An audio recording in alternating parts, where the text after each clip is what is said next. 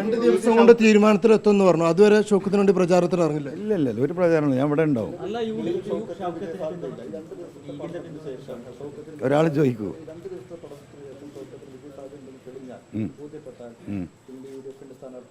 അല്ല, അപ്പം ഞങ്ങൾ ആലോചിക്കും. ഞങ്ങൾ പഠനം കഴിഞ്ഞിട്ട് സ്റ്റേറ്റ് കമ്മിറ്റി കൂടി ആലോചിക്കും. UDF പ്രവേശനം ഇതുമായിട്ട് എന്താ ബന്ധം? ഞാൻ എന്തിനാ രാജിവെച്ചത്? രാജിവെച്ച വിഷയങ്ങൾ ഇവിടെ കത്തി നിൽക്കുകയാണല്ലോ. ഇടതുപക്ഷ ഗവൺമെൻറ് എന്ന് പറയുന്ന, ഇടതുപക്ഷ മുന്നണി എന്ന് പറയുന്നത് ഈ രാജ്യത്ത് എന്തുകൊണ്ടായിരുന്നു ഞാനൊക്കെ കമ്മ്യൂണിസ്റ്റ് പാർട്ടിയിൽ നിന്നിരുന്നത്? ആ പാർട്ടിയുടെ മതേതര സ്വഭാവവും സോഷ്യലിസ്റ്റ് സ്വഭാവവും കണക്കിലെടുത്ത് പോയി നിന്നത്. നമ്മളൊന്നും കമ്മ്യൂണിസം പഠിച്ചിട്ട് അതിനോട് സഹകരിച്ചതല്ല. ഈ നാട്ടിലെ സാധാരണക്കാർക്കും പാവപ്പെട്ടവർക്കും വേണ്ടി പ്രവർത്തിക്കുകയും അതിനുവേണ്ടി ശബ്ദമുയർത്തുകയും ചെയ്യുന്ന ഒരു പാർട്ടി എന്ന നിലക്കായിരുന്നു നമ്മളൊക്കെ അതിന് പിന്തുണ കൊടുത്തിരുന്നത്. ആ അവസ്ഥയിൽ നിന്ന് ആ പാർട്ടി പൂർണ്ണമായും മാറിയത് നമ്മൾ കണ്ടുകൊണ്ടിരിക്കുകയാണ്. പൂർണ്ണമായും കോർപ്പറേറ്റ് കമ്പനികളുടെ തോഴന്മാരായി മാറി. അദാനി ഞങ്ങളുടെ പാർട്ട്ണറാണ് എന്ന അഭിമാനത്തോടു കൂടി പറയുന്ന വാസവൻ മിനിസ്റ്ററെ കണ്ട കാലമാണിത്. ആ വാസവൻ മിനിസ്റ്റർ ആ പ്രഖ്യാപനം നടത്തുമ്പോൾ 100 രൂപയ്ക്ക് വേണ്ടിയിട്ട് നമ്മുടെ സഹോദരിമാർ, ആശാ വർക്കർമാർ കാസർഗോഡിൽ നിന്ന് പട്ടിണി സമരം തിരുവനന്തപുരത്തേക്ക് നടന്നുകൊണ്ടിരിക്കുകയാണ്. ഈ സമയത്തും അവർ നടന്നുകൊണ്ടിരിക്കുകയാണ്. ആ സോഷ്യലിസ്റ്റ് ആ മേഖലയിൽ നിന്ന് ഈ പാർട്ടി പുറകോട്ട് പോയി. പിന്നെ ഉണ്ടായിരുന്നത് എന്താണ്? സെക്യുലറിസമാണ്, മതേതരത്വം. ഈ 2 കാര്യങ്ങളാണ് എന്നെയും അബ്ദുറഹ്മാനെയും ജലീലിനെ പോലെയുള്ള പലരെയും ഈ മലബാറിൽ നിന്നും കേരളത്തിൽ നിന്നും ആ പാർട്ടിയിലേക്ക് ഞങ്ങൾ ആകർഷിച്ചിട്ടുണ്ടായിരുന്നത്. എന്ത് സെക്യുലറിസമുള്ളത്?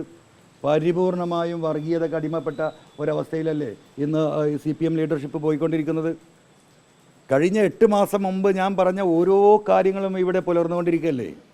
എന്താ പുലരാത്തത്? ഏറ്റവും അവസാനമായിട്ട് ഇപ്പോൾ എന്താ നമ്മൾ കാണുന്നത്? ഈ പറയുന്ന നിലമ്പൂർ മണ്ഡലത്തിൽ 1500 വോട്ട് കിട്ടിയ 970കളിൽ BJP മത്സരിക്കുന്നുണ്ട്. ജനസംഘമായ കാലത്ത് BJP മത്സരിച്ചിട്ടുണ്ട്. ഇന്ന് കേരളത്തിലൊട്ടാകെ 20% വോട്ടിലേക്ക് എത്തിയ BJP ഞങ്ങൾ നിലമ്പൂരിൽ മത്സരിക്കുന്നില്ല, അത് വേസ്റ്റ് ഓഫ് മണിയാണെന്നാണ് പറയുന്നത്. ഇത് മനസ്സിലാത്തവരാരെങ്കിലും ഉണ്ടോ? തെരഞ്ഞെടുപ്പിൻ്റെ മുമ്പ് അവിടെ SNDPയുടെ സെക്രട്ടറി വന്ന് നടത്തിയ പ്രസ്താവന ഇതെല്ലാം നിങ്ങൾ കൂട്ടി വായിക്ക്. അപ്പോൾ സെക്യുലറിസം പാടെ കളഞ്ഞു കുളിച്ചു. അവിടെ ഒരു സ്ഥാനാർത്ഥിയെ നിശ്ചയിക്കാൻ CPM ഈ നിമിഷവും കഴിഞ്ഞിട്ടില്ല. CPM എന്താണ്? ഇപ്പുറത്തെ സ്ഥാനാർത്ഥിയുടെ പേരും ഊരും നോക്കുകയാണ്. അതിപ്പോൾ പ്രഖ്യാപിച്ചു എന്നാണല്ലോ നിങ്ങൾ പറയുന്നത്. അപ്പോൾ ഇപ്പുറത്ത് പ്രഖ്യാപിക്കുന്നതിൻ്റെ ജാതിയും മതവും അവൻ്റെ അടിയാധാരവും പരിശോധിച്ചിട്ട് അതിന് നേരെ ഓപ്പോസിറ്റ് ഉള്ളതിനെ എങ്ങനെ ഉപയോഗപ്പെടുത്താൻ പറ്റുന്ന പക്കാ ജാതി വർഗീയ രാഷ്ട്രീയത്തിലേക്ക് CPM എന്താ പറയുക ഇറങ്ങി വന്നു. ഈ വിഷയങ്ങളുമായിട്ടല്ലേ നമ്മൾ ആ മുന്നണി വിട്ട് പോരുന്നത്? ഈ വിഷയങ്ങൾ സംസാരിച്ചതിൻ്റെ പേരിലല്ലേ പോരേണ്ടി വരുന്നത്? ഇവിടുത്തെ പോലീസിൻ്റെ വിഷയങ്ങൾ, കേരളത്തിലെ സാധാരണക്കാരായ കമ്മ്യൂണിസ്റ്റുകാർക്ക് ഇപ്പോൾ സഖാക്കൾക്ക് വേണ്ടിയാണ് ഞാൻ സംസാരിച്ചത്. ഈ ഗവൺമെൻറ്റിൽ ഏറ്റവും കൂടുതൽ നീതി നിഷേധിക്കപ്പെട്ടത് ഇവിടുത്തെ പൊളിറ്റിക്കൽ പാർട്ടിയാണെന്ന നിലക്ക് CPM അതിൻ്റെ താഴേക്കടയിലുള്ള നേതാക്കന്മാരുമായിരുന്നു.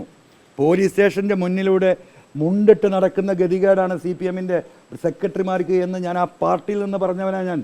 അവർക്ക് വേണ്ടി സംസാരിച്ചവനാണ് ഞാൻ. ആ സഖാക്കൾ അവിടെ ഉണ്ടല്ലോ, ആ നാട്ടിലുമുണ്ട്. ഞാൻ ഈ പറയുന്നതിൽ എന്തെങ്കിലും അടിസ്ഥാനമുണ്ടോ എന്ന് അവർ ആലോചിക്കട്ടെ. അവർ തിരിച്ചു ചിന്തിക്കാതിരിക്കുമോ? ആ പിണറായിസം ഇനി കേരളത്തിൽ ആവർത്തിക്കാൻ പാടില്ല. അത് അവർ നടത്തിക്കൊണ്ടിരിക്കുന്ന നരേഷൻ മൂന്നാമതും ഞങ്ങൾ അധികാരത്തിൽ വരുമെന്നാണ്. അത് വസ്തുതാ വിരുദ്ധമാണ്, കള്ളമാണ് എന്ന് കേരളത്തിലെ ജനങ്ങൾക്ക് തെളിയിച്ചു കൊടുക്കാനുള്ള ഒരു വേദി കൂടിയായിട്ടാണ് ഞാൻ ഈ തെരഞ്ഞെടുപ്പിൽ നിന്ന് രാജിവെച്ച് ഞാൻ പുറത്തു വരുന്നതും. അവിടെ പിണറായിസത്തിൻ്റെ അവസാനത്തെ ആണിയടിക്കാൻ കഴിയുന്ന വിധത്തിലുള്ള ഒരു തെരഞ്ഞെടുപ്പ് റിസൾട്ട് ഈ പിണറായിസത്തിനെതിരെ LDF ഗവൺമെൻറ്റിനെതിരെ ഉണ്ടാകണമെന്ന ഉദ്ദേശത്തോടു കൂടിയാണല്ലോ ഞാൻ ഈ പ്രവർത്തന രംഗത്തേക്ക് വന്നത്.